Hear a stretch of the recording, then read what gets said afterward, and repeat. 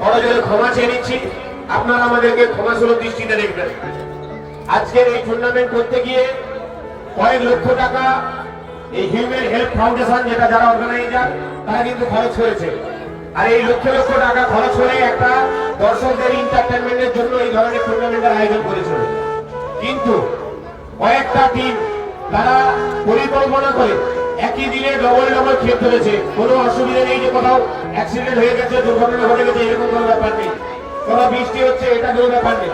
আমরা বিভিন্ন জায়গা থেকে খবর নিয়ে দেখেছি, লাইভের মাধ্যমে দেখেছি, বিভিন্ন অন্যান্য জেলায় অন্যান্য জায়গায় তারা খেলছে। কখন সেখানে হারবে জিতবে তার ঠিক নেই, এখানে এসে খেলবে। তাহলে টিমগুলো অনেকেই চক্রান্ত করে, সেখানেও যার টাকা নিয়ে খেলছে সেখানে হারিয়ে এখানে পালিয়ে আসবে। সবাই এসে চক্রান্ত করছে, কিন্তু কোনো কারণে কোনো টিম জিতে গেছে, কেউ হয়তো হেরে গেছে, আসতে পারছে না, এখন রাস্তায় এসে বন্ধ হয়ে। তাদের জন্য কিন্তু আজকের এই টুর্নামেন্ট পোস্টপোন করতে কমিটি বাধ্য হলো। আগামীতে এই টুর্নামেন্ট কবে হবে আমরা লাইভ করে জানিয়ে দেবো। আপাতত টুর্নামেন্ট বন্ধ।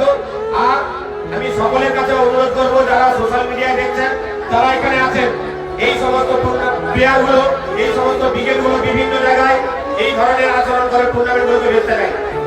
কিন্তু যদি এই টুর্নামেন্ট গুলো বিপদে পড়ে আপনারা কেউ সাপোর্ট করবেন না, দয়া করে অনুরোধ করছি। যে ঘটনাটা ঘটিয়েছে খুবই নক্কারজনক ঘটনা। আমরা বলতে বাধ্য হচ্ছি, এত লক্ষ টাকা খরচ করে আমাদের ট্রাস্টের নাসির বাবু তিনি কিন্তু ক্ষমা চাইছেন। তিনার কি দরকার ছিল এত লক্ষ টাকা নিজের পকেট থেকে আমাদের ট্রাস্টের ফান্ড থেকে দিয়ে সকলের কাছে হাত জোড় করে অন্যায় স্বীকার করবেন? তিনারা টাকাও নেবেন, আবার সকলের কাছে অন্যায় স্বীকার করবেন। তাদের জন্য অন্যায় স্বীকার করতে হলো। তারা আগামী দিনে বুঝে যাবে এই টুর্নামেন্ট বন্ধ করার খেসারত কি হতে পারে। যখনই বিপদের মুখে পড়বে, সকলকে অনুরোধ করছি, কেউ ওদের হয়ে সাপোর্টে আসবেন না।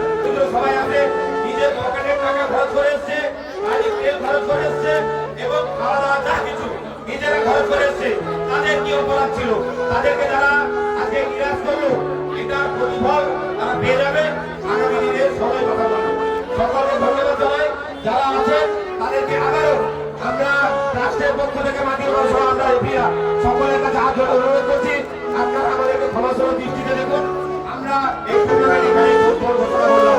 ধন্যবাদ সকলকে।